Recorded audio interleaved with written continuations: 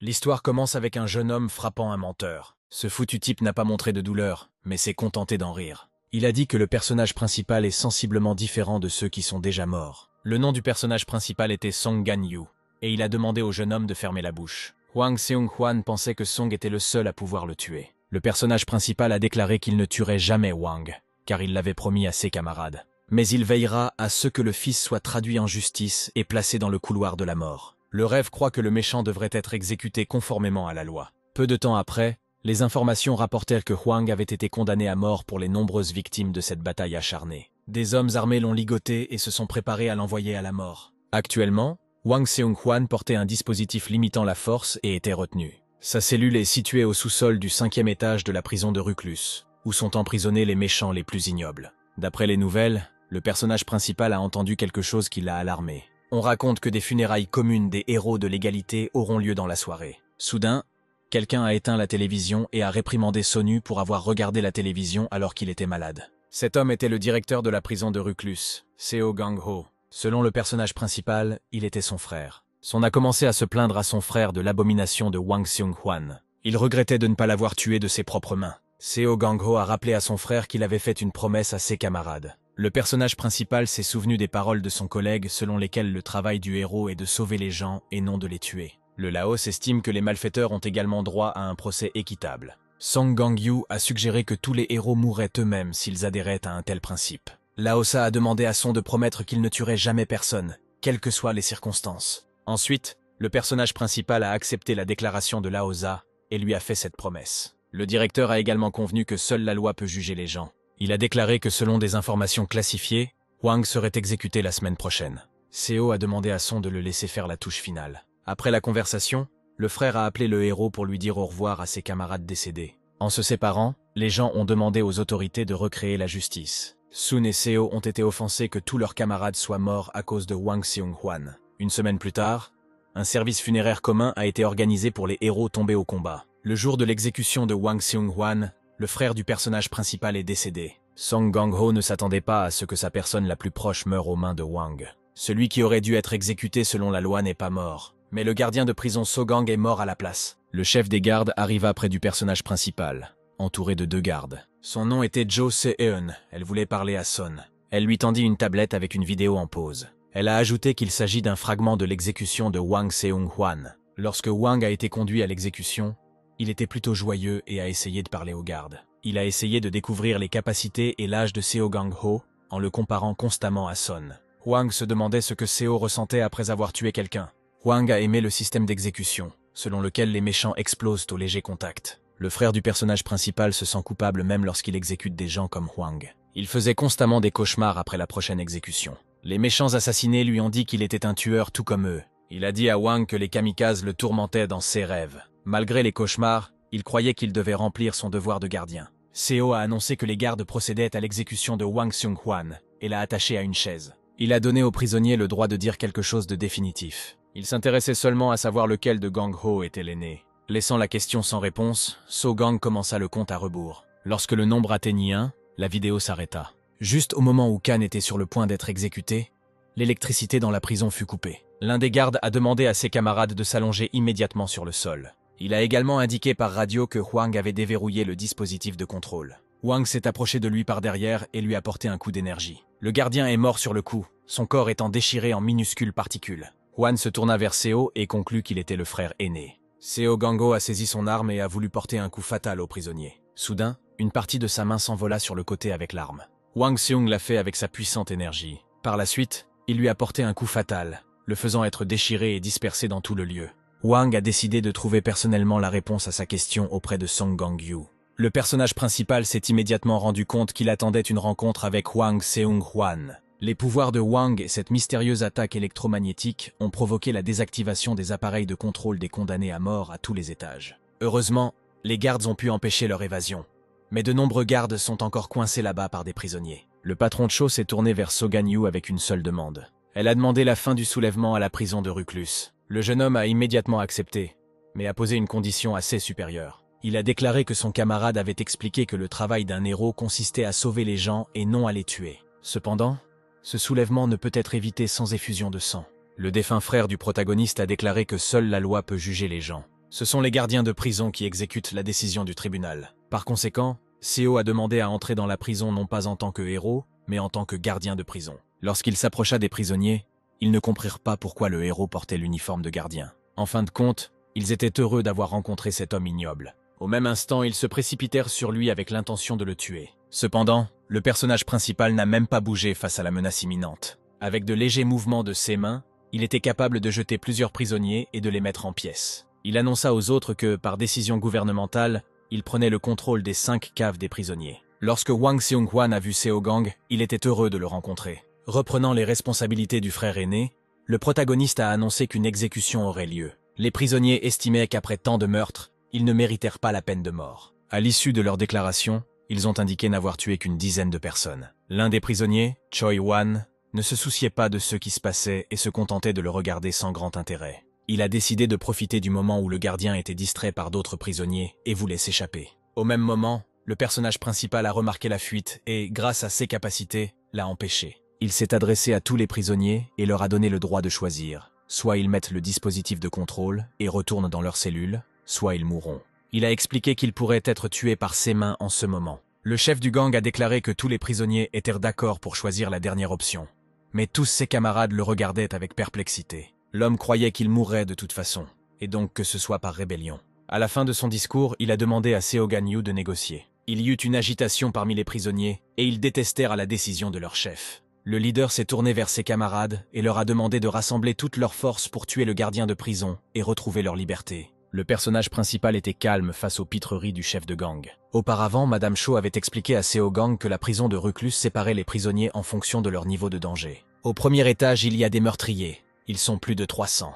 Dans les sous-sols du premier étage se trouvent une centaine de criminels qui ont mis la ville en danger. Il y a plus d'une trentaine de personnes dans le sous-sol du deuxième étage, mettant le village en danger. Dans le sous-sol du troisième étage se trouvent 10 personnes qui ont mis l'État en danger. Au sous-sol du quatrième étage se trouvent des personnes qui ont mis le continent en danger. Au sous-sol du cinquième étage se trouvent Wang Seung-hwan et 2 autres personnes qui ont mis le monde entier en danger. Cho a expliqué que Sun Woo devrait avoir affaire à moins de prisonniers. Les plus dangereux d'entre eux étaient les prisonniers des sous-sols des deuxième et cinquième étages. Le premier étage est particulièrement unique, car l'unité y règne. Le chef du premier étage était Il-sun, qui donne de la force à ses camarades à l'aide du son. Selon le directeur, l'homme a tué 7 personnes et une héroïne de 2e niveau. Il-sun a heureusement rapporté qu'il avait tué 10 personnes parce que l'héroïne était enceinte de jumeaux. Après cela, le héros a décidé d'utiliser un peu de force. Le prisonnier a promis que la prison résisterait à toute manifestation du pouvoir du directeur. Il-sun reprochait à So de ne pas se révéler un héros de l'égalité. Il a rappelé au héros qu'il ne pouvait même pas attraper Wang Seung-hwan tout seul. Les prisonniers décidèrent d'envoyer Gan chez ses camarades, qu'il utilisait comme appât pour Wang. Le chef du gang a pris feu et a ordonné à ses camarades de résoudre le problème avec Sogan. Le personnage principal a presque immédiatement créé son propre pouvoir spécial et repoussé l'attaque des prisonniers. Des jets d'énergie projetèrent une vingtaine de prisonniers contre le mur. En conséquence, la mission de nettoyage du premier étage a été accomplie, seuls les cadavres des prisonniers gisaient sur place. Lorsque le personnage principal se rendit à la cellule disciplinaire, il rencontra 2 prisonniers, à qui il proposa également le choix de porter l'appareil ou de mourir. Gan comprit alors que les prisonniers ne feraient pas le bon choix et le combattraient. Comme prévu, ils se précipitèrent vers lui et se balancèrent de toute leur force. Le personnage principal a immédiatement envoyé un flux d'énergie sur l'attaquant et lui a coupé la tête. Le deuxième prisonnier a décidé qu'il devait porter l'appareil. Il a détourné l'attention du gardien et a créé une compétence spéciale entre ses mains. Il a crié qu'il n'obéirait pas à la police et qu'il voulait se battre. Alors Gang s'est immédiatement souvenu d'une pensée de l'un des méchants. Elle a dit qu'il n'y a rien de plus pathétique que la faiblesse physique. C'était pour elle une véritable extase de pouvoir tuer une victime en tirant à distance. Le personnage principal n'aimait pas tuer des prisonniers sans raison et ne considérait pas cela comme une extase. Il se dirigea vers la cellule suivante, où quelqu'un l'attendait déjà. Un prisonnier ligoté était assis sur un banc, complètement seul. Il a dit qu'il attendait ce jour depuis très longtemps, car il voulait rencontrer le héros So-gang. C'est le prisonnier Chok Fil-do, qui a été reconnu coupable de cannibalisme. Gang lui a donc également proposé de choisir entre mettre le dispositif de contrôle ou mourir. Le prisonnier s'est immédiatement souvenu du moment où les amis de Son l'avaient attaché avec des chaînes énergétiques de manière inégale. Après le démembrement, Chok Fil a suggéré que le personnage principal ressentait le désir de tuer quelqu'un. Gang n'a donc pas trouvé d'excuse et a crié qu'il tuerait l'accusé immédiatement. Lorsqu'il s'est jeté sur le prisonnier, une voix de femme s'est fait entendre sur le côté. Elle a rappelé à son collègue de se souvenir de ses camarades et de la promesse qu'il leur avait faite. Le personnage principal pensait à quel point ses camarades seraient déçus par lui. Dans chaque choix, Si le prisonnier restait silencieux, il croyait avoir choisi la mort. Le cannibale a décidé de raconter au gardien comment il avait tué toutes ses victimes. Il voulait juste que chacune des victimes se souvienne de lui. Il voulait devenir la personne la plus mémorable de chacune de leurs vies. Mort de ses mains, ils ne l'oublieront jamais. Il s'est figé à jamais aux yeux des victimes comme un véritable monstre. Comme preuve, il voulait montrer les souvenirs de chaque victime en utilisant une compétence particulière. Le personnage principal lui a porté un coup d'énergie et lui a coupé la main.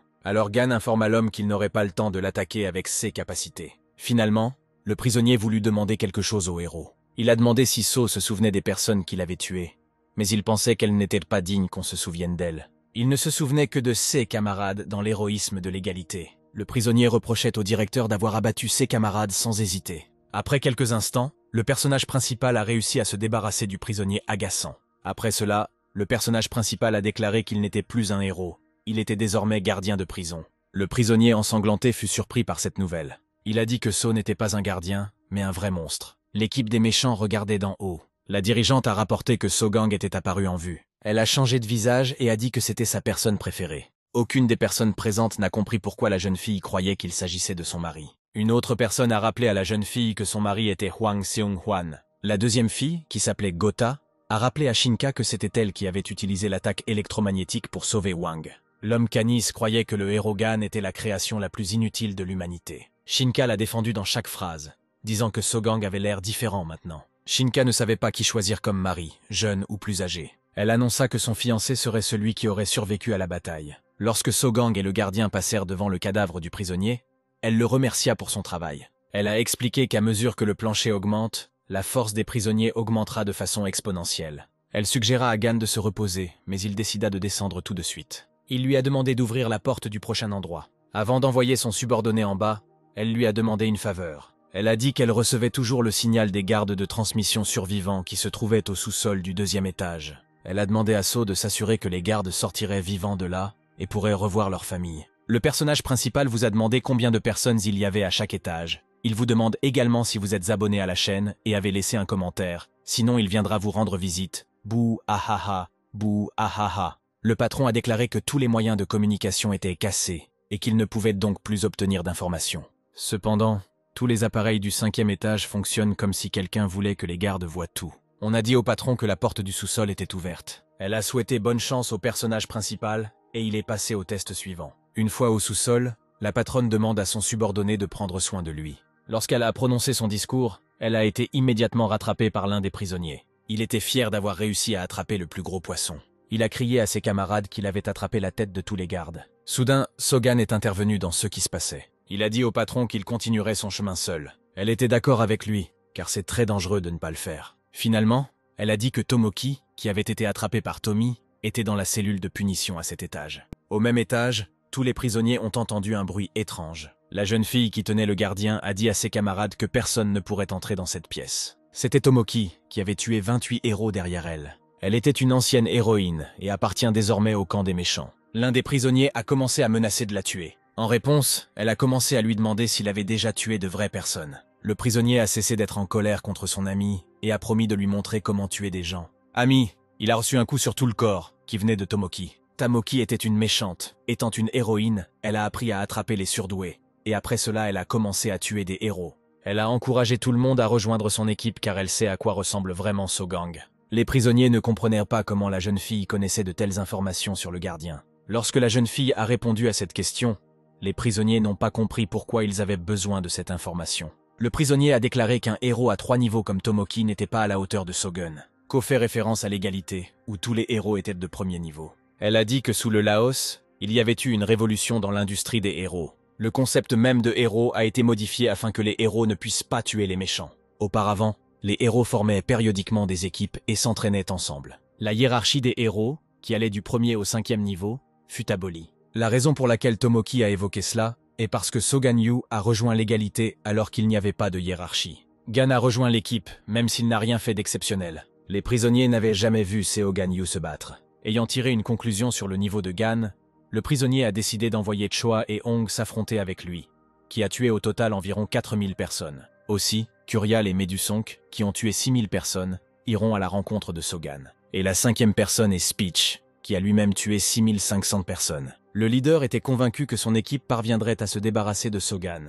Tomoki a dit qu'elle pouvait le gérer seule, puisqu'elle connaissait sa faiblesse. Elle a immédiatement remarqué que l'enthousiasme dans les yeux de ses collègues avait disparu. Les prisonniers ont réalisé que Sogang était en route vers eux. Les tueurs ont décidé qu'ils devaient unir leurs forces. Il y a des siècles, l'humanité a développé des superpuissances et les scientifiques les ont divisées en 3 secteurs. Le secteur physique comprend ceux qui peuvent renforcer et transformer leur corps. Le secteur créatif comprend ceux qui peuvent créer quelque chose à partir de rien. Le secteur spécial comprend ceux qui ne sont pas inclus dans les 2 secteurs précédents. Grâce à ses capacités de télépathie, le prisonnier a découvert que la cible était en place. Gan Yu avait donc une capacité similaire à celle du prisonnier. La raison pour laquelle Tomoki pensait avoir découvert la faiblesse de Sogan Yu était parce qu'elle avait observé son entraînement. Il s'est entraîné à l'aide d'une nouvelle série de robots d'entraînement. Le robot a créé un mode combat et un duel acharné. Lorsque So rencontra les prisonniers, il leur donna le droit de choisir. Ils ont ignoré ce choix et ont envoyé un flot d'énergie au Ghana. Tomoki a utilisé la porte de la prison comme couverture et a utilisé ses compétences spéciales et créatives pour attaquer.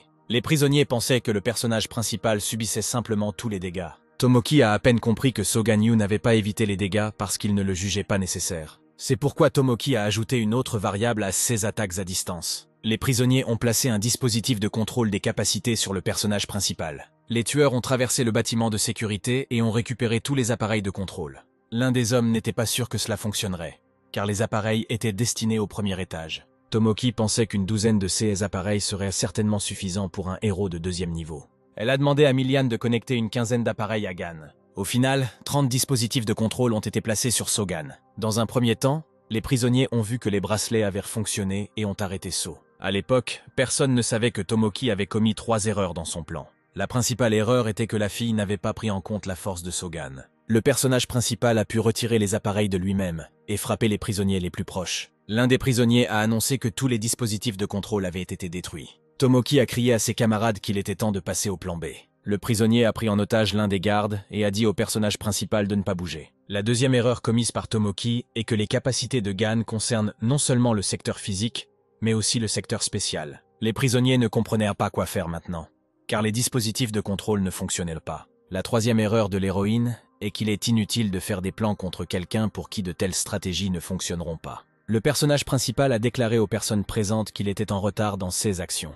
L'esprit de Tomoki était complètement en désordre alors qu'elle planifiait que son premier plan fonctionne. Le prisonnier a dit à Tomoki qu'il détruirait tous les dispositifs de contrôle pour survivre, mais elle lui a demandé de se taire. Elle lui lança une explosion d'énergie et lui demanda à nouveau de fermer la bouche. Elle pensait qu'aucun des prisonniers ne devait élever la voix contre elle, car pendant tout ce temps, ils n'étaient pas égaux. Elle savait qu'une telle pile d'appareils serait certainement suffisante pour sceller les capacités d'un héros de premier niveau. Tomoki ne comprenait pas pourquoi un héros aussi fort ne combattait pas au premier plan d'une bataille acharnée. Elle a pris pour cible l'un des gardes, qui a appelé à l'aide. D'un léger mouvement de la main, elle se jeta sur lui et, avec l'aide de ses capacités, elle projeta de le tuer. Soudain, la main de sa main spéciale s'est envolée sur le côté, et le gardien a été sauvé. Cet acte radical a été commis par le personnage principal, Seo Gan Yu.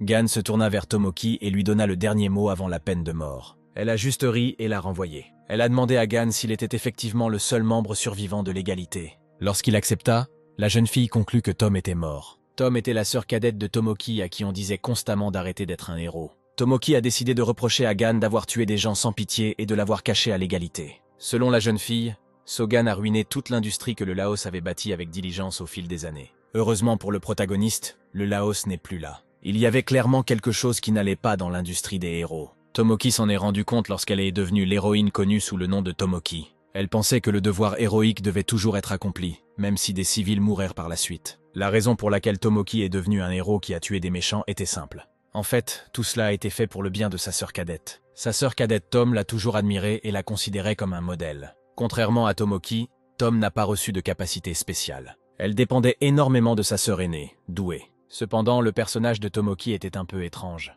En tant que héros, elle ressentait de la supériorité et de la fierté au lieu de la fierté de sauver et de la compassion pour les gens.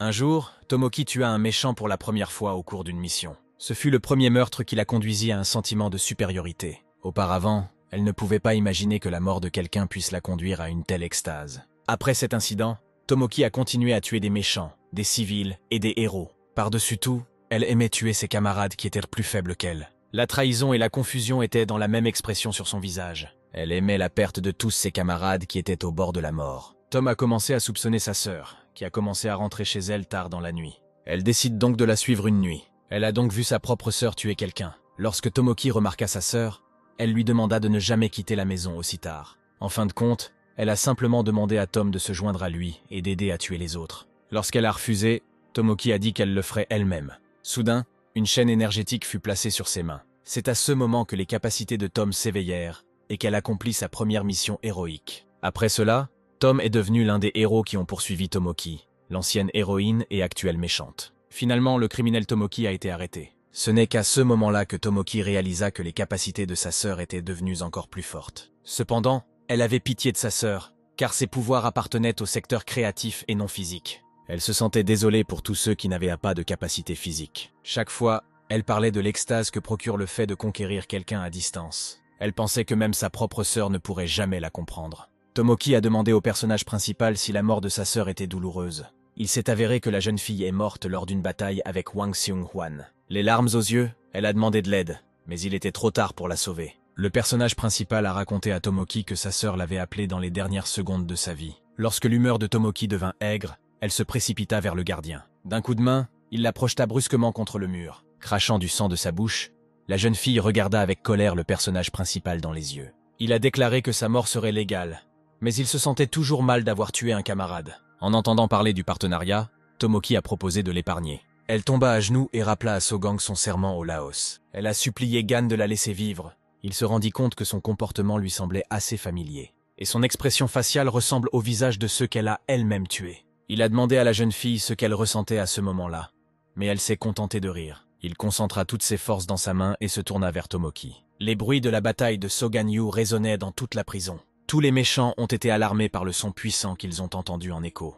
Même les gardiens de prison ne comprenaient pas ce qui se passait. Ce son a effrayé certains, tandis que les attentes d'autres ont augmenté. Wang Seung-hwan ne pouvait pas attendre sa rencontre tant attendue avec Seo Gang-yu. Il décida qu'il devait aller rapidement à sa rencontre. Soudain, une force invisible a frappé Wang et il a volé contre le mur. C'est l'un des prisonniers de Kingston qui a invité Wang à jouer. À ce moment, dans une autre pièce, les gardes informèrent le patron qu'une rencontre avait eu lieu entre le héros et Wang Seung.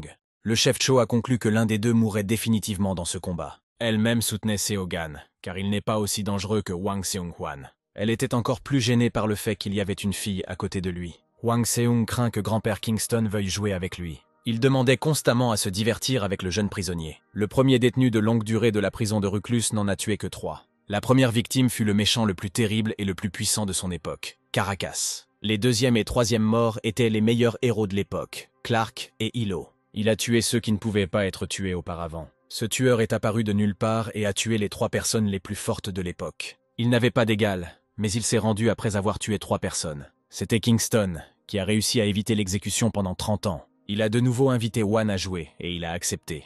Wang Seung a immédiatement créé des balles en utilisant ses capacités et les a lancées vers Kingston.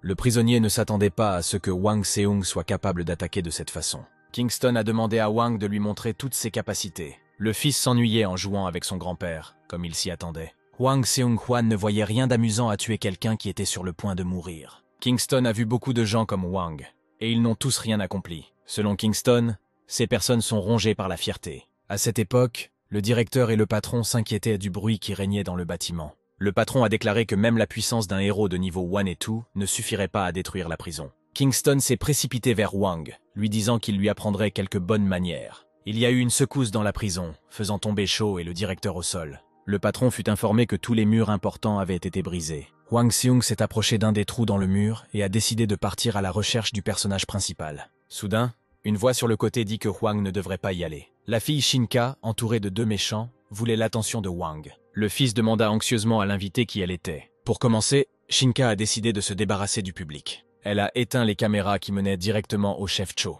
Le directeur et les gardiens ne comprenèrent pas ce qui se passait dans la prison. Gan rapporta donc au patron l'achèvement de la mission du premier étage et demanda d'ouvrir le second. Cependant, la connexion fut perdue et il ouvrit la porte tout seul. Il croyait que la connexion avait disparu parce qu'il était descendu. Contrairement au premier étage souterrain, So ne sentait pas le sang. C'était propre ici. Il n'y avait ni cadavre, ni sang, ni personne vivante. Une foule de monstres s'approchait de l'un des gardes et elle implorait de l'aide. Elle a vu le personnage principal et s'est sensiblement calmée. Lorsque So s'occupa des monstres, la jeune fille lui adressa avec gratitude le nom de son frère aîné. La jeune fille s'est immédiatement précipitée dans les bras du personnage principal. Elle a demandé à l'homme pourquoi il avait caché ses capacités pendant tout ce temps. alors repoussa doucement la jeune fille pour lui expliquer la situation. Seo a expliqué à son collègue qu'il était le frère cadet de Gang Ho. La jeune fille réalisa que le même héros Sogan se tenait devant elle. Elle a demandé pourquoi le héros portait l'uniforme d'un gardien de prison. Lorsque Seo a expliqué qu'il travaillait ici pour la sécurité, la jeune fille a décidé de se présenter. La jeune fille tendit la main à So et se présenta à lui comme sa belle-fille.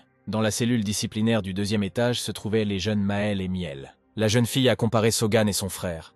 Mais avant cela, elle n'avait vu So que sur des photos. Elle s'est quand même présentée en disant qu'elle s'appelait Hong Xia et qu'elle était gardienne de prison. Le personnage principal savait que son frère avait une petite amie, mais il ne connaissait pas tous les détails. Xia a dit que maintenant il y avait quelqu'un à proximité qui ferait de Gan un oncle. Elle a montré son ventre et a dit que le bébé n'avait qu'1 mois. En raison de l'incident avec Wang, la jeune fille a dû attendre un moment avant d'annoncer cette nouvelle. Xia a de nouveau interrogé So sur son uniforme et il a répondu qu'il était censé exécuter des prisonniers. En raison du malentendu, So Gang a décidé d'expliquer la situation plus en détail. Lorsque So a parlé de l'attaque électromagnétique, Xia a eu des sueurs froides. Elle a demandé ce qui arrivait à son fiancé Gang Ho, qui était censé se trouver au dernier étage. Le personnage principal voulait parler de son fiancé à son collègue, mais a soudainement changé d'avis. Il a simplement dit qu'un signal d'aide avait été reçu de cet étage. Il a donc demandé à la jeune fille de rester ici, mais elle a insisté sur le fait qu'il avait besoin d'elle. Xia a expliqué qu'elle avait la capacité de lire dans les pensées. La 387e fille a prévenu qu'elle n'avait pas lu les pensées du personnage principal.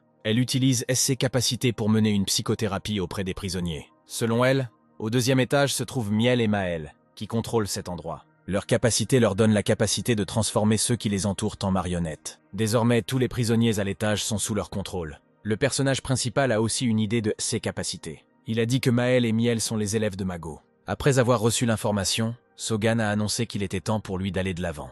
Xia a déclaré que parmi les marionnettes, il est impossible de déterminer qui est le criminel et qui est le gardien. Avec l'aide de cette capacité, la fille peut découvrir laquelle des marionnettes est laquelle. Xia voulait convaincre Maël et Miel d'utiliser leurs capacités, mais le personnage principal était contre. Gan a essayé d'expliquer à sa collègue qu'il était trop dangereux d'être à sa place. La jeune fille voulait juste remplir son devoir de gardienne de prison. Le héros décide de bloquer son collègue en utilisant le flux de son énergie. Il le souleva et appliqua plusieurs couches d'énergie supplémentaires. Gan a expliqué que sa capacité la protégerait, elle et l'enfant, du danger. Xia a suggéré que cette consommation d'énergie affecterait l'état de Gan.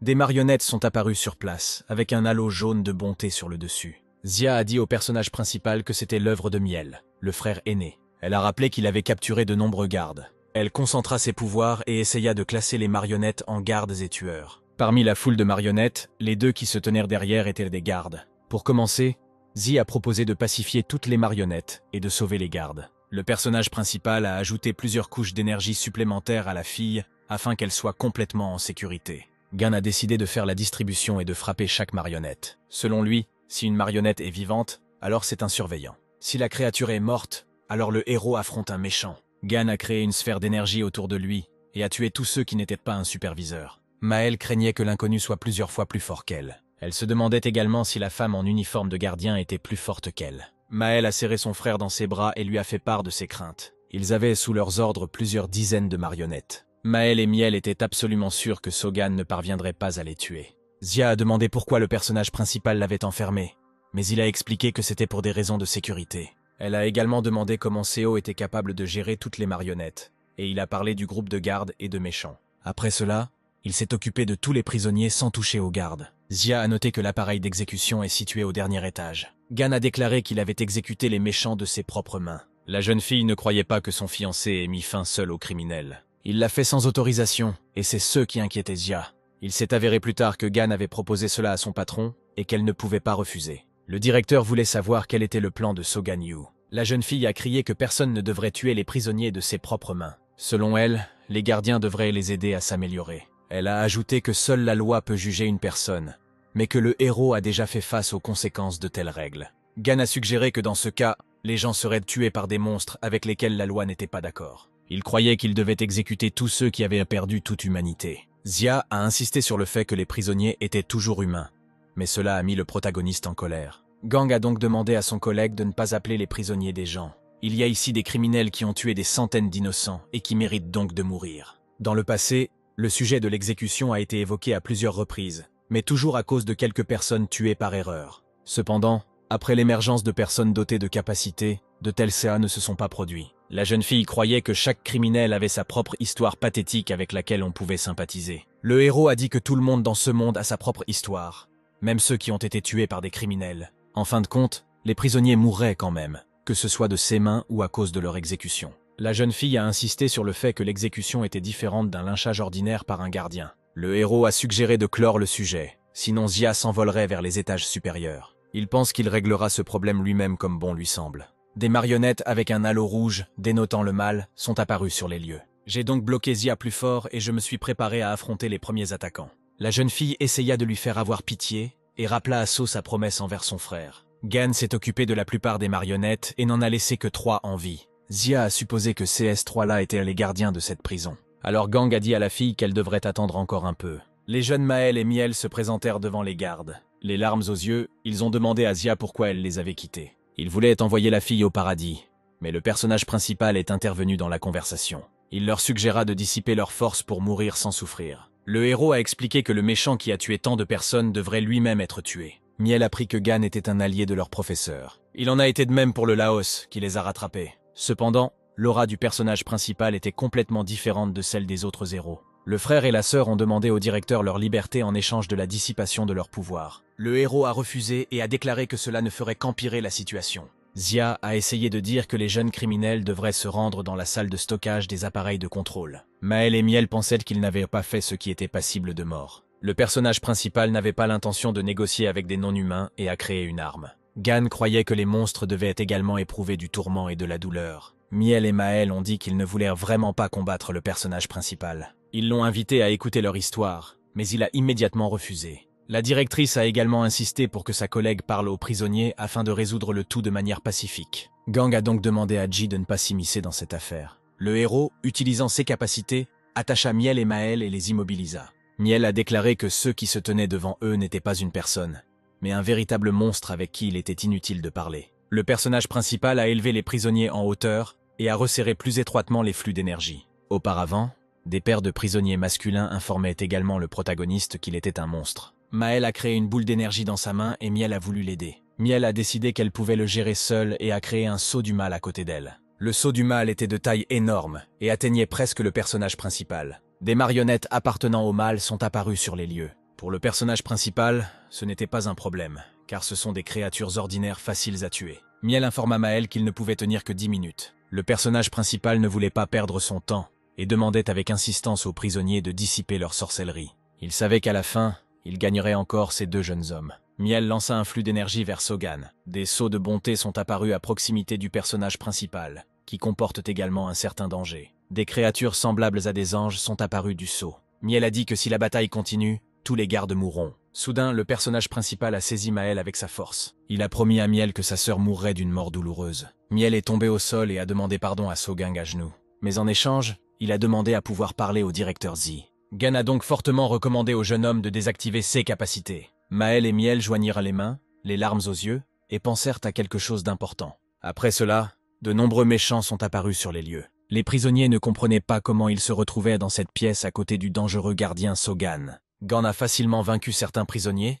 et les a coupés en morceaux. Les gardes ont demandé des explications à leurs collègues, mais celui-ci leur a ordonné de se rendre dans un endroit sûr. Miel a déclaré qu'il avait tenu sa promesse. C'est maintenant au tour du personnage principal. Seo a annoncé aux prisonniers qu'il leur permettrait de rencontrer le directeur. Pour commencer, cette entreprise doit changer d'emplacement et déménager dans un endroit plus confortable. Le héros pensait qu'une fille enceinte ne devrait pas voir une telle scène. Il lui dit que tous les sorts avaient été levés et que les gardes avaient été sauvés. Le directeur a également appris d'un collègue que Miel et Maël voulaient lui parler avant de mourir. Zi pensait que ses enfants pouvaient simplement mettre des contrôleurs. Le personnage principal a annoncé qu'il tuerait personnellement tout le monde dans la prison, à partir du 2e sous-sol. Maël et Miel se tournèrent vers le directeur et lui dirent qu'ils n'avaient rien commis qui soit passible de la peine de mort. Le directeur pensait également que les 2 hommes n'avaient rien fait qui méritait la mort. Lorsque Miel et Maël entendirent ces mots, les larmes coulèrent de leurs yeux. En conclusion, Sogang a déclaré que la situation n'a pas changé et que Miel et Maël vont devoir mourir maintenant. Lorsqu'il frappa dans leur direction, Mago apparut immédiatement sur place. Il protégeait ses élèves avec des pouvoirs magiques. Le héros croyait que ce n'était qu'une manifestation de la capacité de jumelage de ces 2 prisonniers. Cependant, les criminels du 2e sous-sol ne peuvent pas créer une telle barrière. Gan ne comprenait donc pas pourquoi Mago protégeait réellement ces monstres. Malgré la protection de Mago envers les étudiants, la situation ne changera toujours pas. Gan a essayé de gérer la magie de Mago, mais il n'a fait qu'intensifier ses actions. Le héros fut hanté par un sentiment dégoûtant lorsqu'il brisa les barrières protectrices du vieil homme. Il se souvint qu'un peu plus tôt, tous les élèves de Mago passaient du temps ensemble. Il s'attendait à passer du temps avec les enfants amenés par le professeur. Mago était entouré d'environ 5 enfants et il ordonna simplement de les surveiller et de les divertir. Alors Ganyu s'est assis près de l'arbre et ne s'est pas approché des enfants. Le professeur s'est rendu compte que Gan ne pouvait pas contacter les gens à cause de problèmes dans sa famille. Le personnage principal a déclaré que ses parents sont morts alors qu'il était encore très jeune. Il ne sait donc pas quels sont les sentiments parentaux. Le vieil homme suggéra une alternative et décida que Gan pourrait s'amuser avec lui. L'enseignant voulait sauver l'élève de tout problème et était tout à fait prêt à remplacer ses parents. Un peu plus tard, toute l'équipe de héros est morte dans une bataille avec Wang, et le professeur était parmi les morts. Gan a réussi à briser plusieurs boucliers de défense sur Miel et Maël. Il a ramené Zia au sol et lui a retiré les liens de protection. Il lui demanda de lire les mémoires de capacité et désigna Mago. Il voulait savoir pourquoi le vieil homme avait créé ce sceau. Girl Z a dit que c'était un souvenir des capacités du héros Mago. Le personnage principal n'aimait pas ces souvenirs, ce qui le rendait fou.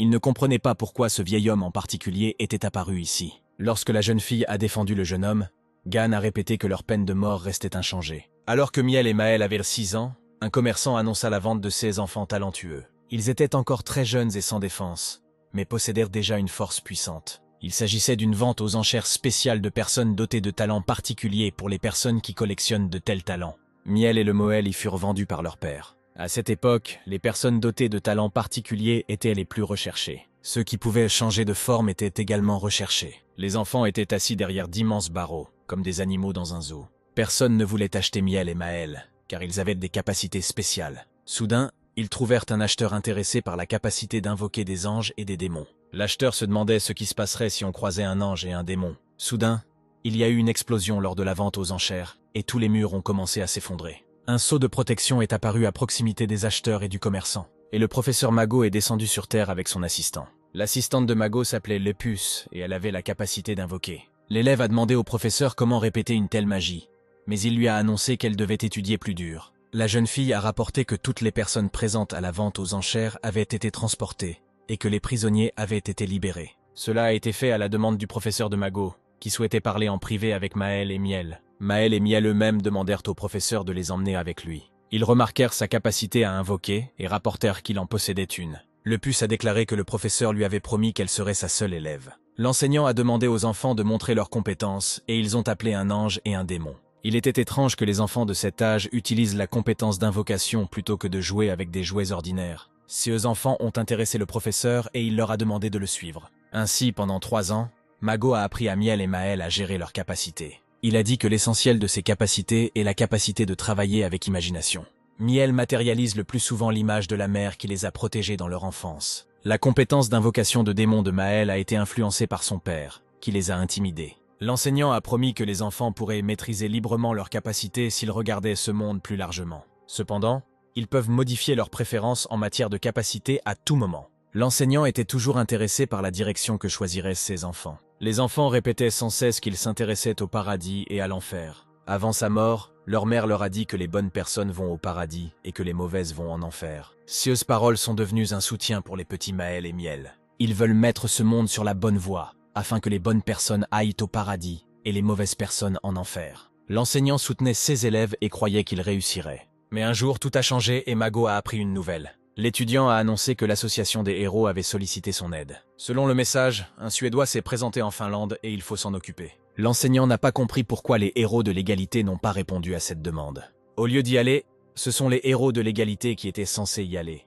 Mais il semble qu'il devra y aller. Il a demandé à appeler Miel et Maël pour leur dire au revoir. Il ne leur a pas promis qu'il reviendrait, car un adversaire sérieux l'attendait. Les enfants ont constamment demandé à l'accompagner, mais il a refusé. Maël et Miel ne voulaient plus être abandonnés. Au moment de se séparer, le professeur leur a accordé une protection particulière. À la fin de la conversation, il leur a promis qu'ils se reverraient certainement. Après cela, Miel et Maël ne sont pas allés à l'orphelinat. Ils ont commencé à perfectionner leurs compétences tout en vivant dans la nature. Ils s'efforçaient de devenir forts au retour de leur professeur. Ils font suffisamment d'efforts pour déterminer ce qui est bon et ce qui ne l'est pas.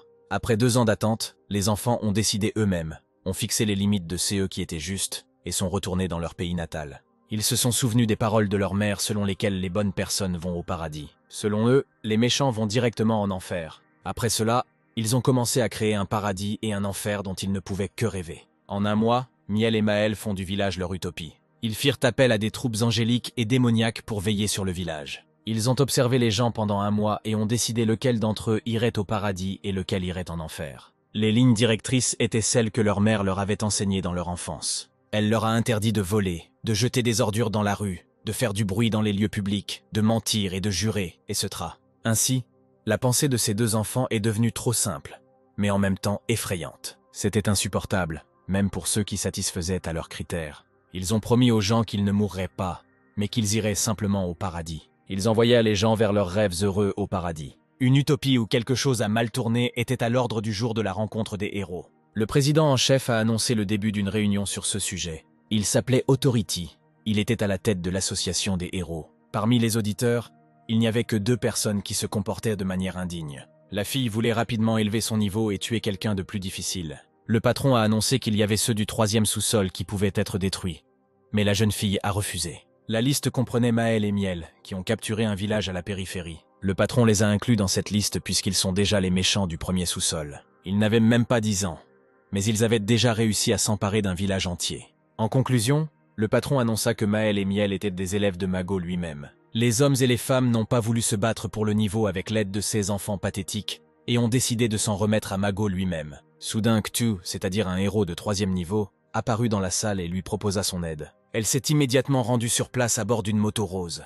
En chemin, elle aperçut un flot ascendant d'âmes démoniaques et angéliques. Maël et Miel, à l'aide d'une boule magique, virent qu'ils avaient un invité non invité. Cthulhu s'est approché des marionnettes et a décidé de prendre une photo avec elles. Lorsqu'elle se retourna, à la place des marionnettes se trouvaient Maël et Miel, qui avaient déjà activé leurs capacités. Ils ont demandé à l'invité pourquoi elle était venue ici. Cthulhu a demandé aux enfants quelles autres capacités ils possédaient. Cependant, les enfants n'ont pas aimé le grand nombre de questions de l'invité non invité. La jeune fille a dit aux enfants que leur professeur ne connaît probablement pas leurs capacités, puisqu'il n'accepte que les élèves dotés de capacités d'invocation. Lorsque Maël et Miel furent surpris, Cthulhu réalisa qu'ils cachaient les compétences au professeur. Ils ont demandé avec inquiétude qui étaient les invités indésirables. La jeune fille s'est présentée sous le nom de Cthulhu et a dit qu'elle était la Sunbae des enfants. Maël et Miel ont dit qu'ils n'avaient plus de Sunbae à part le puce. La jeune fille a continué à dire des bêtises sur ses capacités et sa formation. Elle a donné aux enfants le conseil qu'en plus de s'entraîner aux attaques magiques, ils devaient également s'entraîner à des sorts défensifs. Après qu'elle ait désobéi au professeur à cet égard,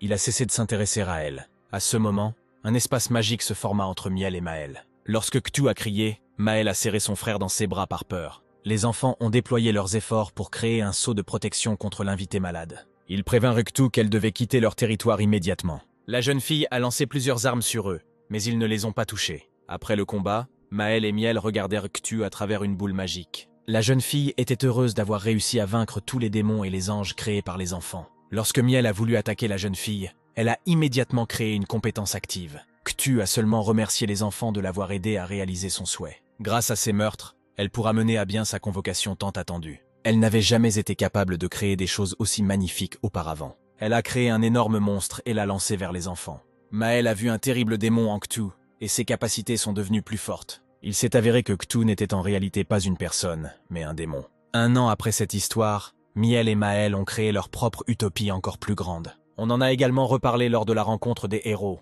Ils sont devenus les méchants du 2e sous-sol de la prison. Mago était également à la rencontre des héros, qui n'en croyaient pas ses yeux. Il ne voulait pas confier cette affaire à ses collègues et voulait s'occuper lui-même des enfants. Lorsqu'ils essayèrent de l'arrêter, il créa des sceaux de protection. Laosa, qui était une héroïne de 3e niveau, a déclaré qu'elle seule assumerait cette tâche. Le responsable de l'association des héros a confié cette affaire au Laos, et non au professeur Mago. Lorsque Laosa arriva chez Maël et Miel, ils se rendirent compte qu'ils étaient des étrangers. Ils se demandaient combien de péchés cette étrangère avait commis tout au long de sa vie. Laosa leva la tête et vit les âmes des démons au-dessus d'elle. Au lieu des âmes, Miel et Maël sont apparus, qui ont interrogé l'invité sur sa visite. Elle a dit qu'elle était venue les chercher et les emmener chez le professeur. Les enfants étaient hostiles et décidèrent d'invoquer plusieurs démons. Ils ont recommandé à la jeune fille de quitter le territoire, sinon elle irait en enfer. Laos a accepté, mais à condition qu'elle emmène les enfants avec elle. La héroïne remarqua que les enfants ne ressentaient aucune hostilité. Elle a expliqué que les enfants se sont mal comportés dès le début, mais que tout cela aurait pu être tout simplement évité.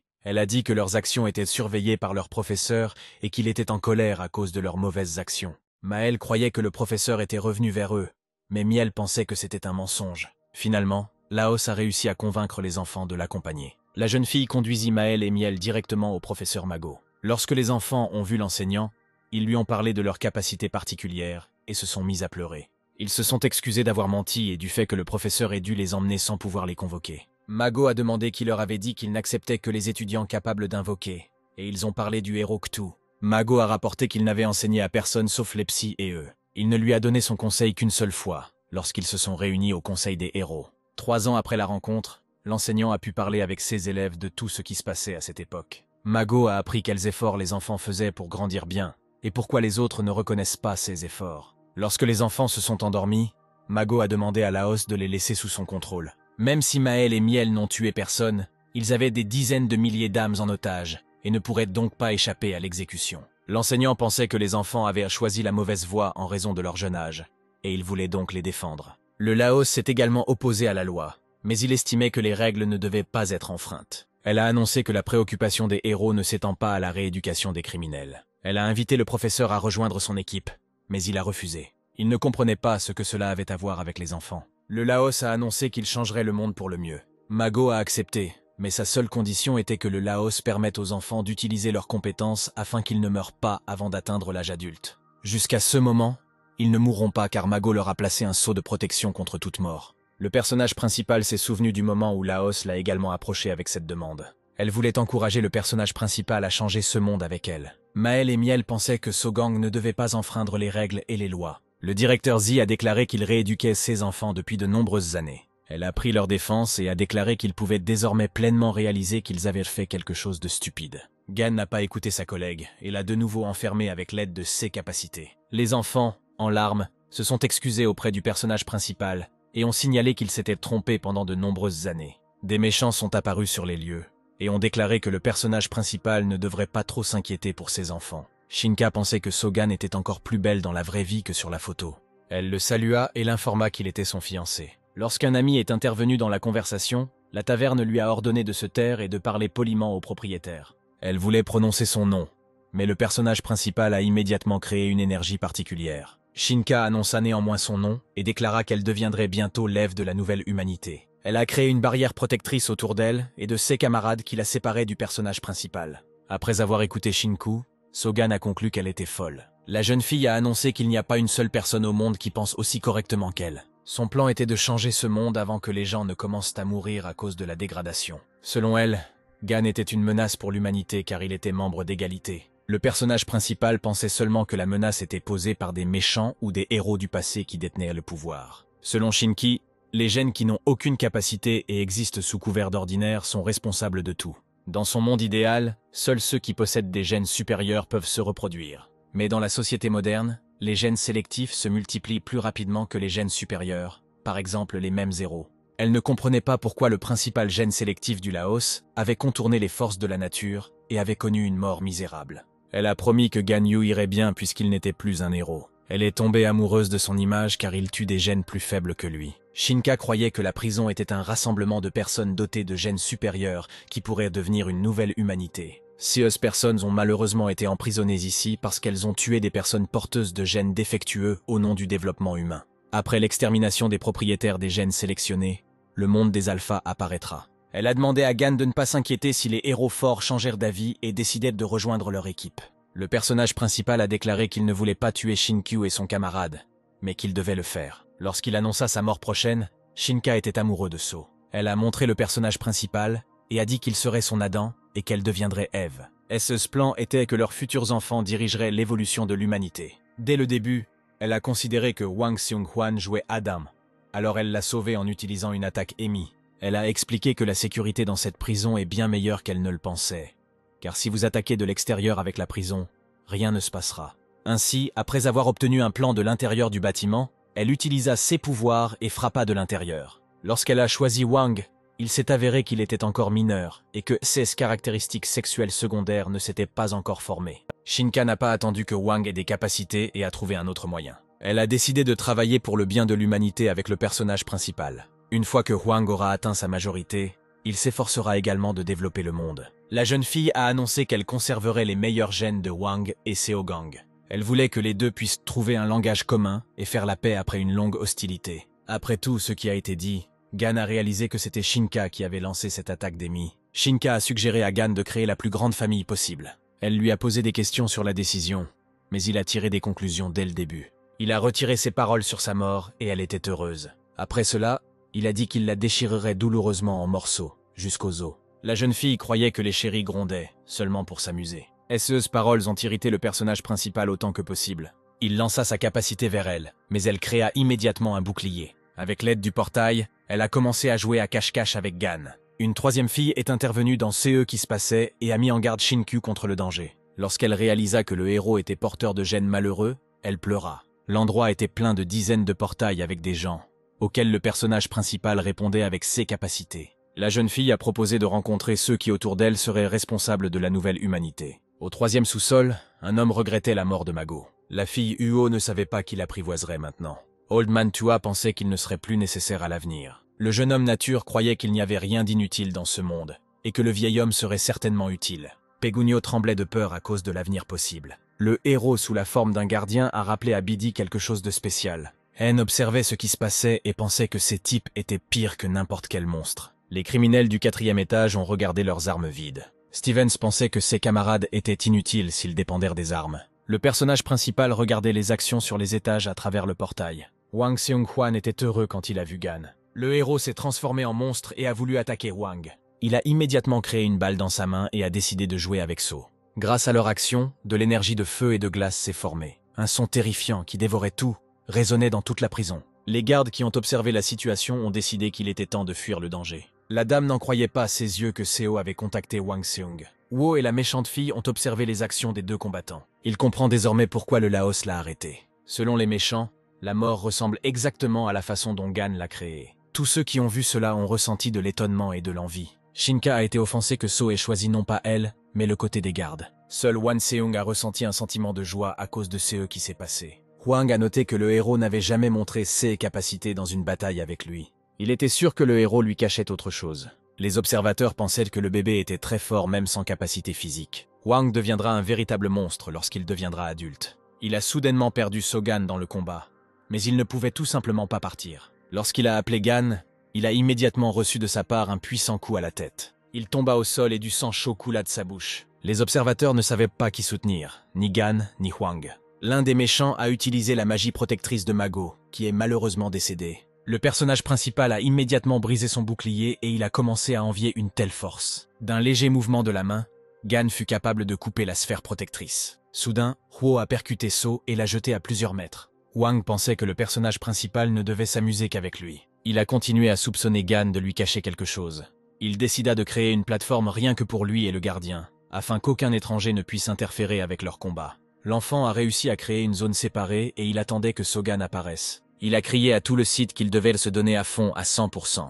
Lorsque la méchante fille a été enveloppée dans les chaînes de l'énergie du protagoniste, elle a crié de peur. Des boules d'énergie remplissaient tout l'emplacement de la prison. Hwang ne resta pas immobile et lança une frappe de représailles avec son énergie bleue. Il a habilement utilisé ses capacités, même s'il n'était pas suffisamment développé physiquement. Lorsqu'un puissant flux d'énergie vola vers Hwang, il créa immédiatement un portail. L'une des filles pensait qu'il ne fallait pas toucher quelqu'un qui utilise ses compétences, et a simplement continué à le regarder. Le reste des méchants pensaient qu'il était nécessaire d'intervenir dans ce qui se passait. L'une des prisonnières saisit son épée et attendit le bon moment pour attaquer. On lui a conseillé de ne pas gaspiller d'énergie et de simplement se retirer de ce combat. Dans la rue, les gens étaient excités par ce qu'ils voyaient au milieu de la rue. Le personnage principal est apparu devant eux, qui avait la forme d'un monstre. Lorsque les gens clignaient des yeux, il disparaissait instantanément de l'endroit. Aucune des personnes présentes ne pouvait comprendre de quel genre de phénomène il s'agissait. Le personnage principal s'est déplacé vers l'endroit suivant et a attendu Wang. Il y avait une grande montagne de pierres entre Wang et le personnage principal.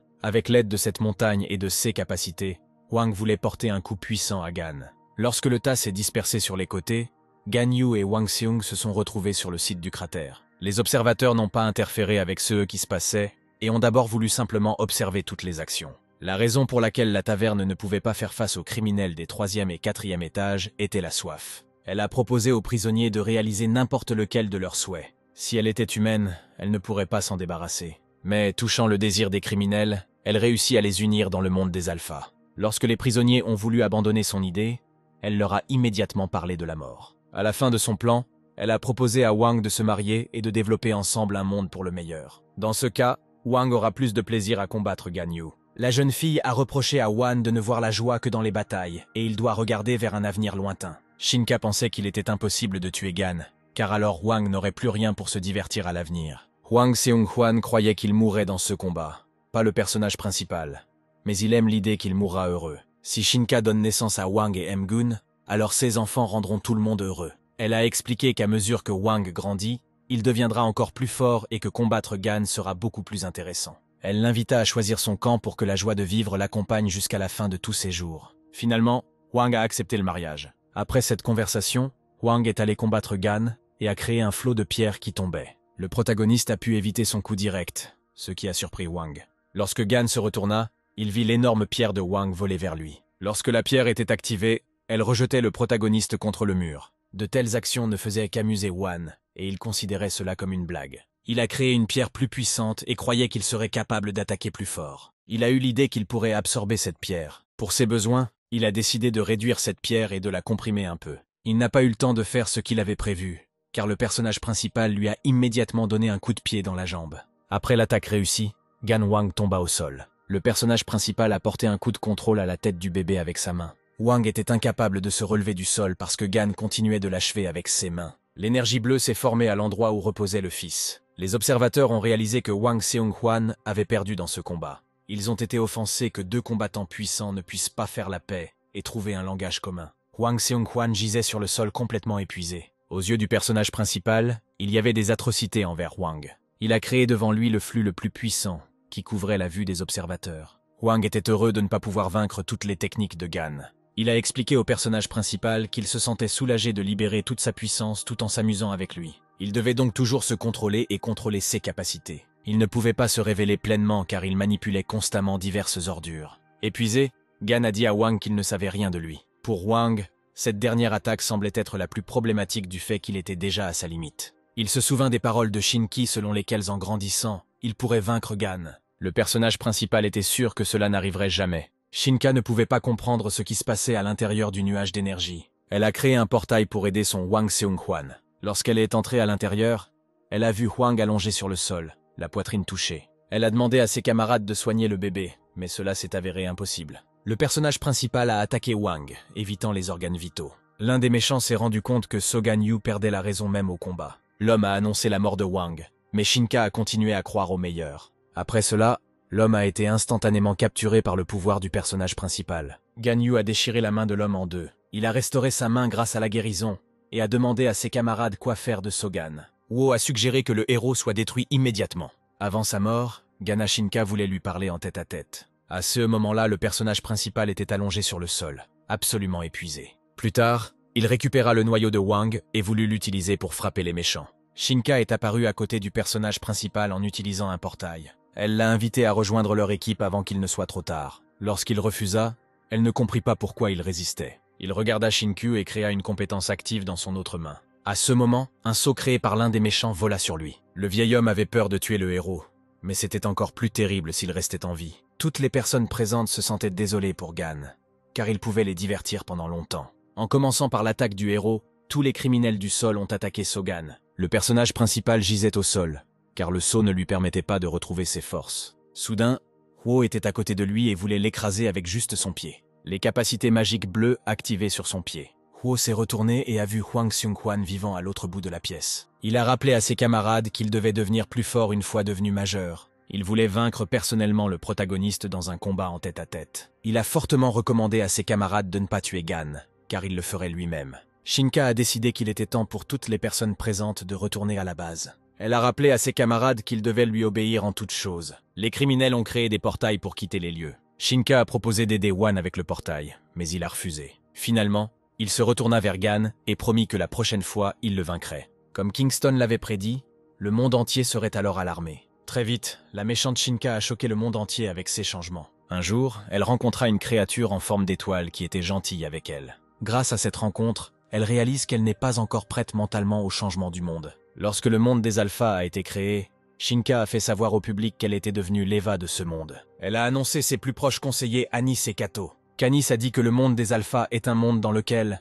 afin de sauver l'humanité malade, Shinka deviendra la nouvelle Ève. Les gens se demandaient ce qu'il fallait pour entrer dans ce monde. Avec un visage sérieux, Shinka a annoncé 3 demandes. La principale exigence était que vous ayez une force puissante. Selon la deuxième exigence, il ne faut pas conserver les gènes faibles. Et troisièmement, vous devez être un individu en bonne santé, capable de se reproduire. Elle croyait que maintenir des gènes faibles était un péché mortel. Si quelqu'un commet un péché mortel, il sera condamné à mort. Elle a appelé à l'exécution de tous les porteurs de gènes sans valeur. Shinka et son équipe prévoyaient d'envoyer des invitations aux personnes qui feront partie de ce monde le mois prochain. Si quelqu'un refuse l'invitation, cela sera considéré comme une violation du deuxième point des exigences. Dans ce cas, elle pourra recourir à la peine de mort. Une conférence mondiale sur la sécurité consacrée à l'évasion et à la diffusion des prisons a commencé. Il était dirigé par Biced, qui était le président du monde.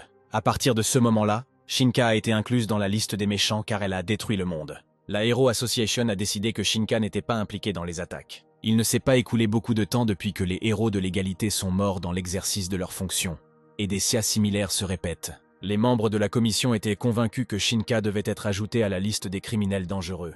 Un représentant du Harmony Party a crié qu'il ne devrait pas signaler cela au directeur. Il pensait que l'exécution ne pouvait que créer le chaos dans la prison. L'ancien président de l'association des héros a affirmé qu'il aurait fait de même. Toutes les personnes présentes ont demandé son avis à Elado, qui était ministre de la Justice. Comme le vieil homme, Bota a déclaré qu'il craignait que l'exécution ne cause davantage de tort aux personnes. L'une des filles a déclaré qu'après la diffusion sur le monde des alphas, il y avait eu une montée de l'ordre social. Le ministre de la Défense nationale a décidé de traiter cette émission comme une guerre, ou simplement comme une évasion de prison. L'ancien président a accusé l'actuel de retarder l'exécution des prisonniers sans raison valable. S'il était à la tête de l'association des héros, il les tuerait personnellement avant leur exécution, afin de ne pas mettre tout le monde en danger. Après que le Laos soit devenu président de l'association, le monde a pris fin. L'homme a déclaré que le Laos n'avait pas changé, et que l'ancien président n'aurait donc rien réglé non plus. Les personnes présentes ont attiré l'attention sur les héros de cette époque, qui étaient complètement anormaux. Et ce serait mieux s'ils devenaient de vrais héros et non des criminels. Lorsque le Laos est devenu président, les héros sont devenus des méchants. Le Conseil est parvenu à un consensus sur le fait que les gens s'étaient noyés dans leurs idéaux et qu'ils pouvaient désormais faire face à la réalité. Soudain, l'actuel président a décidé d'insérer sa parole, et tout le monde l'a regardé. Il a dit que si Laos était là, elle dirait des choses complètement différentes. Après la réunion, l'ancien président a été accueilli par un subordonné. Elle a demandé comment s'était déroulée la réunion, mais il n'a pas compris à quoi servaient toutes ces discussions, car il suffit de tuer les criminels. Il pensait que tout ce bruit avait commencé précisément à cause du Laos. Après que le Laos soit devenu président, le chef des pompiers, le ministre de la Défense nationale et le président de l'association sont devenus membres de l'association. Ils ont tous essayé de rester neutres, mais il y avait une agitation notable dans leurs actions. Le président actuel n'est pas très éloigné du Laos lui-même. L'ancien président envisageait de nommer quelqu'un de son côté pour occuper le poste vacant de président de l'association. 3 contre 3 suffiront pour exprimer votre opinion. L'homme prévoyait de rencontrer l'ancien membre d'Equality, Seo Kang-yu. Il n'y a pas eu de trouble parmi les méchants car ils avaient confiance en eux. L'assistant de l'ancien président a conclu que Gan était proche du Laos. L'homme a dit que maintenant tout est différent et qu'il est devenu complètement différent. La voiture s'est mise en route et le président a annoncé qu'il se rendait à Gan. À cette époque, les médecins se battaient pour la vie du personnage principal. Il n'y avait aucun signe de vie active sur son visage, et il était couvert d'écorchures. Lorsque l'un des dirigeants criminels a rejoint Equality pour la première fois, il avait les mêmes pensées que Gan. Il a demandé au jeune homme de rester avec eux pour trouver la réponse à toutes ces questions. Le jeune homme ne voulait pas tuer quelqu'un de ses propres mains. Il croyait qu'un héros ne devrait pas tuer les gens, alors il ferait mieux d'arrêter d'être un héros. Tomoki a dit que sa sœur était dans le couloir de la mort. Bien sûr, la jeune fille a commis un crime digne de mort, mais il faut lui donner une chance de se repentir. Ranis croyait que les héros devaient tuer les méchants. Cela ne devrait être fait que parce que les criminels sont indignes de la vie et parce qu'ils ont abandonné leur humanité. Lao a déjà déclaré que le travail d'un héros n'est pas de tuer des méchants, mais de sauver les gens. La fille a suggéré que tout le monde sauve les gens ensemble. Après ces paroles, toute l'équipe des héros de l'égalité est morte sur le champ de bataille. Le directeur Zi pensait qu'un gardien de prison devait rééduquer les prisonniers. Elle n'était pas contre la peine de mort, mais en tant que gardienne, elle avait la responsabilité d'expliquer aux prisonniers ce qu'ils avaient fait de mal avant d'être tués. Le personnage principal croyait que la loi jugeait les gens et qu'il l'appliquait, mais ces paroles ne sont restées qu'un souvenir dans ce monde malheureux. Le personnage principal s'est souvenu de ces mots et est tombé dans la stupeur. Hwang Seung-kwan est réapparu devant lui et a commencé à le menacer. Heureusement, ce n'était qu'un mauvais rêve pour le personnage principal. Quand il s'est réveillé, il a vu une fille lapin à côté de lui. Elle interrogea anxieusement le héros sur son état de santé. Elle lui a présenté ses excuses de ne pas lui être venue en aide, car il savait ce qui se passait dans la prison. Elle a déclaré que le directeur de la prison avait caché le fait qu'une émeute avait lieu dans ses murs. La jeune fille était également inquiète du nouvel emploi de Seo-gun. Il a déclaré avec colère qu'il était censé tuer tous les prisonniers, mais qu'il ne le pouvait pas. Il a tristement dit qu'il n'était plus un héros et a demandé à la fille revuse de quitter la salle. Lorsqu'il a dit qu'il était gardien de prison, la jeune fille a ouvert la bouche avec surprise. Elle a révélé qu'il devait élire un nouveau président de l'association des héros et un nouveau leader pour l'égalité. Elle assure la présidence par intérim, mais ils ont besoin d'un leader pour les guider dans les changements à venir. Elle voulait que So-gang devienne président de l'association des héros. Gan croyait que les héros devaient s'occuper de leurs propres affaires, et il n'en faisait pas du tout partie. Il prévoyait retourner travailler comme agent correctionnel dès qu'il se rétablirait et quitterait l'hôpital. Soudain, l'ancien président de l'association des héros est apparu dans la salle. Il a annoncé que So-gang était désormais le gardien officiel de la prison. Il a également déclaré qu'il y aurait bientôt beaucoup moins de prisonniers. Après tout, il compte attirer les héros de l'exécution des prisonniers lorsqu'il deviendra président de l'association. Il a décidé de démissionner de son poste de leader du Parti mondial afin de corriger la situation dans le monde. Il est venu voir le personnage principal pour savoir si Gan était intéressé par cette affaire. Il s'est vite rendu compte que cela n'était pas nécessaire et a considéré sa visite comme un acte de courtoisie. Il a souhaité au héros un prompt rétablissement et a quitté la salle. Rifu lui a crié que personne ne l'élirait à la présidence. Elle a demandé à Gan d'intervenir dans ce qui se passait, mais il s'en fichait du tout.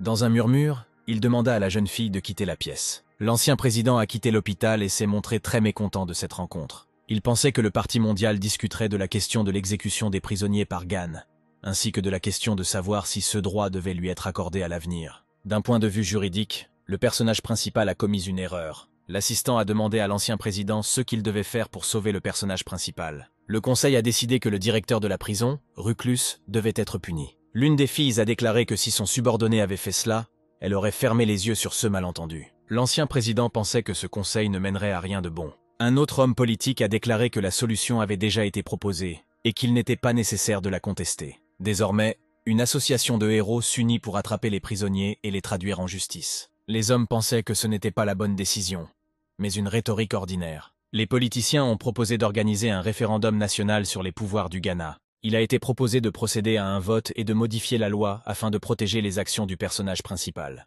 Le sujet du vote devrait être le soutien et l'opposition à l'octroi à Han du droit à une exécution individuelle. Les hommes pensaient que la question pouvait être facilement résolue par référendum et qu'il n'était pas nécessaire de discuter dans cette salle. L'un des hommes politiques a estimé que de telles questions ne pouvaient pas être résolues par la majorité, et on lui a immédiatement reproché de négliger les droits du peuple. Il croyait toujours qu'il disait des choses évidentes. L'ancien président a conclu que l'homme avait simplement peur de perdre face au peuple. Tout le monde regardait le président et attendait son discours d'ouverture. Le président de l'association a décidé qu'il était nécessaire d'organiser un référendum auprès de la population. 2 semaines plus tard, la jeune fille a annoncé les résultats du référendum. Il y avait près de 90% d'électeurs en plus pour Gan.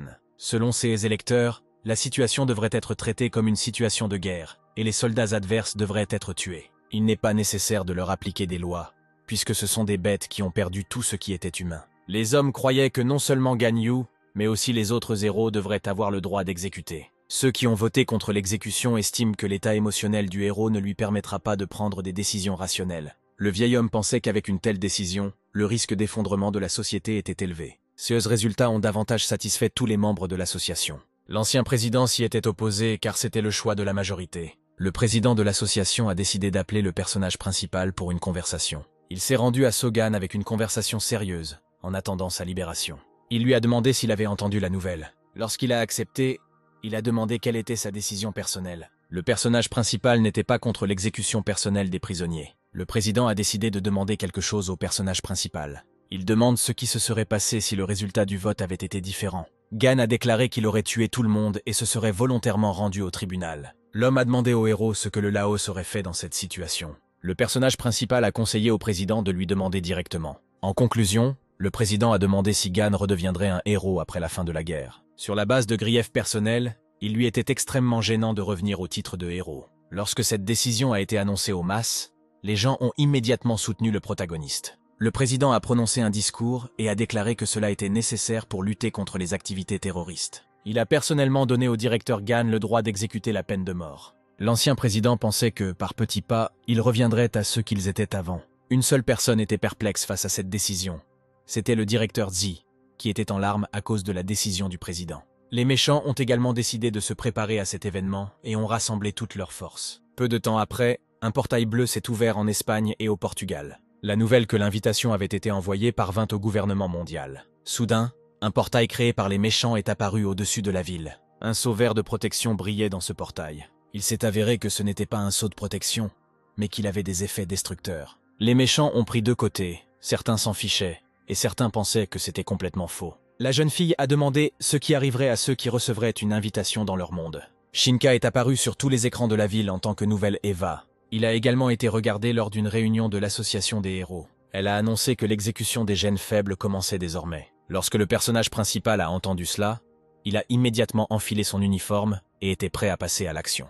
La jeune fille a annoncé une nouvelle spéciale pour l'association des héros. L'un des ennemis était Edward, qui avait déjà été attrapé par Equality. Son nom de code était Mago, à qui il a volé les capacités du sceau protecteur. Il porte un tatouage sur son bras avec une capacité d'invocation volée. Ces capacités sont capables de détruire des villes. Il a la capacité de copier la capacité d'invocation d'un adversaire. La fille Uo, qui avait des capacités physiques, était une méchante. Son nom de code est Chiyuje, et elle a également été capturée par les héros de l'égalité. Elle se transforme en renard monstre et attaque les sans défense. Le méchant nommé Hyun Juyon avait une grande capacité d'invocation. Ce méchant a été attrapé par l'égalité et son nom de code était Herba. Il s'appelait lui-même Kete.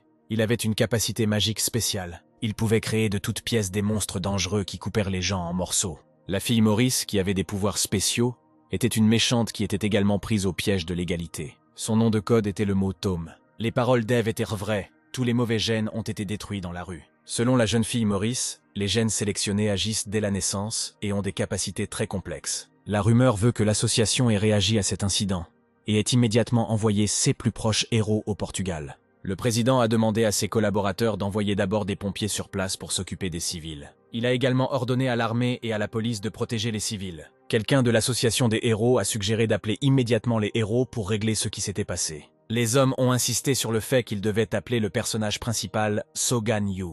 Le vieil homme a déclaré que le héros s'y était rendu dès qu'il avait vu l'émission à la télévision. Le secrétaire a déclaré que le but exact de la bataille n'avait pas encore été établi et qu'il rencontrait quelques difficultés. Cependant, à cette époque, les méchants avaient déjà un objectif clair pour toutes leurs actions.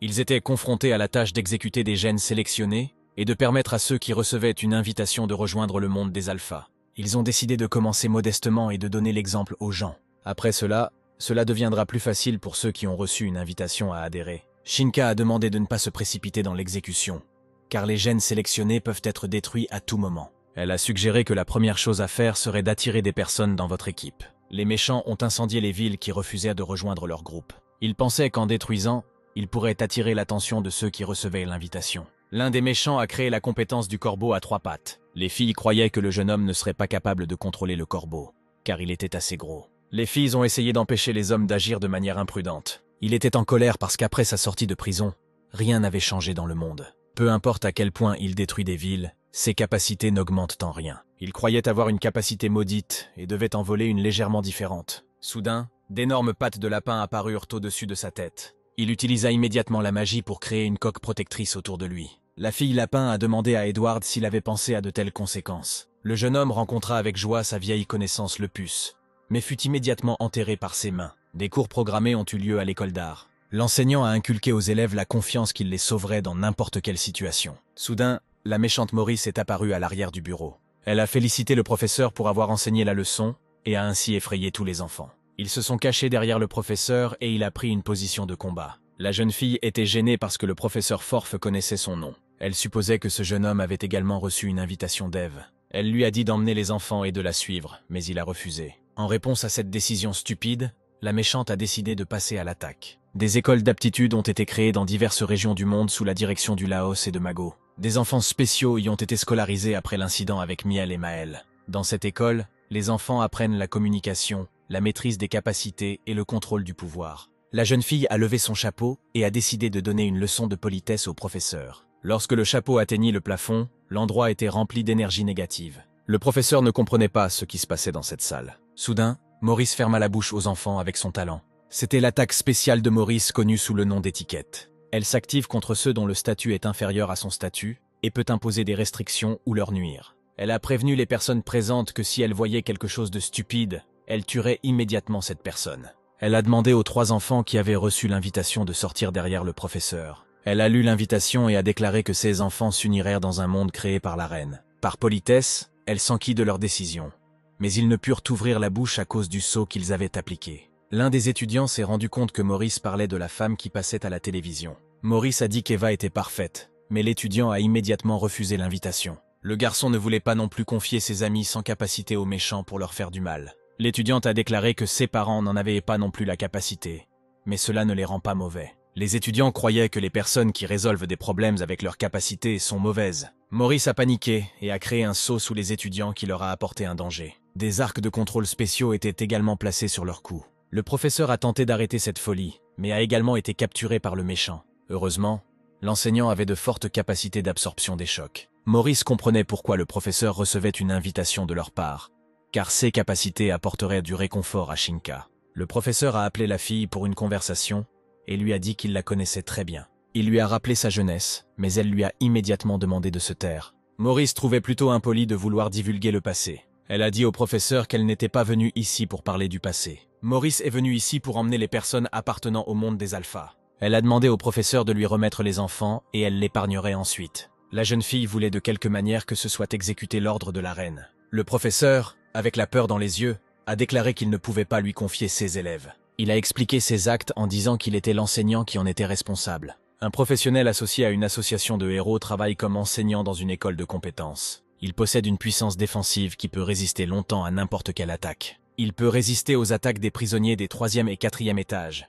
Mais pendant la présidence d'Authority, il n'a pas dépassé le niveau 5. L'ancien président Authority demandait constamment à l'enseignant quand il quitterait son emploi. La raison de ses échecs était qu'il n'avait pas les capacités destructrices nécessaires pour tuer les méchants. Mais après que Laos soit devenu président de l'association des héros, tout a changé. Elle l'a invité à devenir professeur à l'école des capacités. Lorsqu'il s'est alarmé de sa situation, Laos lui a donné l'assurance qu'elle voulait qu'il soit à la fois un enseignant et un héros. Il est très important de confier l'éducation des enfants aux meilleurs héros. Maurice a demandé à l'institutrice de convaincre les enfants de l'accompagner. Il a dit que le monde avait changé et que l'émergence de capacités et de nombreuses guerres avaient brisé la société. De nombreux sacrifices ont été consentis pour le stabiliser. La jeune fille Maurice ne comprenait pas ce que cela avait à voir avec sa question. Le professeur a expliqué que lorsque les délires de Shinki deviendront réalité, la société plongera à nouveau dans le chaos. Selon lui, si la société replonge dans le chaos, des enfants malheureux comme Maurice naîtront. Le visage de la jeune fille se couvrit de peur et elle demanda au professeur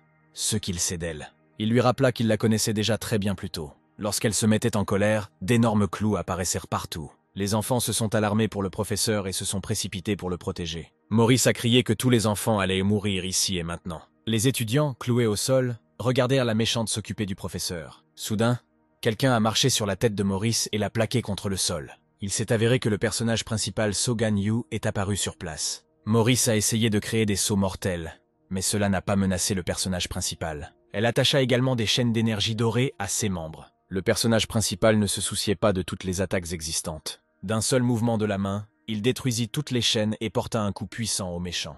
Il l'a frappé à la tête et l'a plaqué contre le sol. Après cela, Ganyu s'est tourné vers Pro et lui a demandé d'emmener les enfants dans un endroit sûr. Le professeur ne pouvait pas bouger, car ses pouvoirs étaient toujours scellés. Le directeur Sogang a continué à combattre Maurice, essayant de la tuer. Lorsqu'il a neutralisé l'agresseur, il a levé les scellés placés sur l'enseignant et les enfants. Après cela, il ramassa la jeune fille et lui demanda d'amener la reine. L'emplacement entier brillait en rouge, et un sceau d'invocation apparut sous les héros. Maurice a changé et est devenu complètement différent. Sa force était si puissante qu'elle parvint à mettre Sogan de côté. La jeune fille ne pouvait même pas imaginer que le gardien en chef apparaisse à cet endroit. La vraie forme de Maurice peut utiliser des capacités spéciales sur ceux qui l'aperçoivent comme une dame. C'est une autre capacité typique du fort contre le faible. Par conséquent, Maurice ne pensait pas que son pouvoir affecterait Sogan Yu, qui résiste même aux capacités spatiales de Shinki. Maurice annonça avec confiance que la tombe de Sogan serait ici. Elle décida de gagner du temps pour que les autres prisonniers aient le temps de terminer la mission de Shinki et de revenir. Elle s'est couverte d'un parapluie énergétique protecteur, fuyant Gan. La jeune fille a exprimé qu'elle était mécontente que Gan n'ait pas choisi la reine comme épouse. Le héros s'est mis en colère et a activé sa puissante capacité dans sa main. Il décide de parler à son rival de toutes les nuances de son métier. Maurice avait besoin de gagner du temps pour la bataille. Elle a décidé de dire au héros où se trouvait la reine, mais cela ne l'intéressait pas. Il a dit qu'il pouvait simplement prendre son cadavre et le faire examiner afin de tout savoir. La jeune fille a dit que même dans ce cas, Gan ne serait pas capable de résister aux capacités de Shinki. Elle croyait que cette fois, la reine ne le laisserait pas vivant et le tuerait définitivement. Après un certain temps, la jeune fille s'est rendue compte qu'elle devait se suicider et ne laisser aucune trace. Une vieille fille est apparue sur les lieux et a voulu attaquer le personnage principal. C'était Shinka, qui était amoureuse du personnage principal Sogan-yu.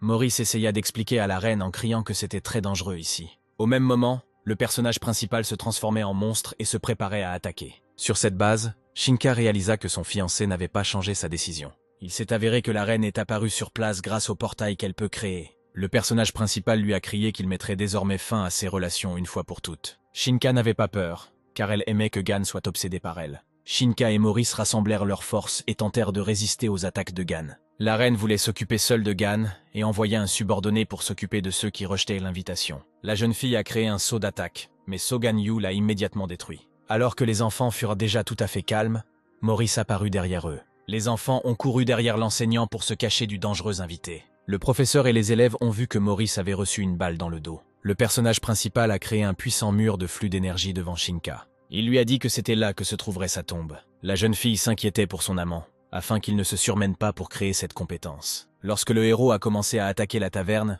plusieurs de ces flux d'énergie lui sont revenus. Shinka, avec l'aide de portail, a pu repousser les flux de capacité énergétique de Gan.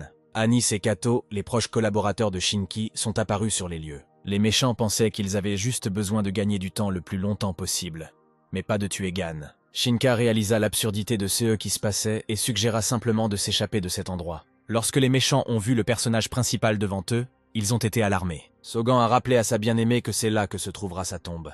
Il a créé un espace dont il est impossible de sortir même avec des capacités spéciales. Lorsque Shinka s'est battue aux côtés de Wang, elle a pu utiliser le pouvoir de l'extérieur pour faire sortir Wang. Mais maintenant que Shinka est à l'intérieur de l'espace de Sogan-yu, elle ne peut pas en sortir. Elle ne pouvait pas croire qu'elle ne pouvait pas résister à cette force héroïque. En utilisant ses compétences, elle a essayé de supprimer la capacité de Gan, mais elle a échoué.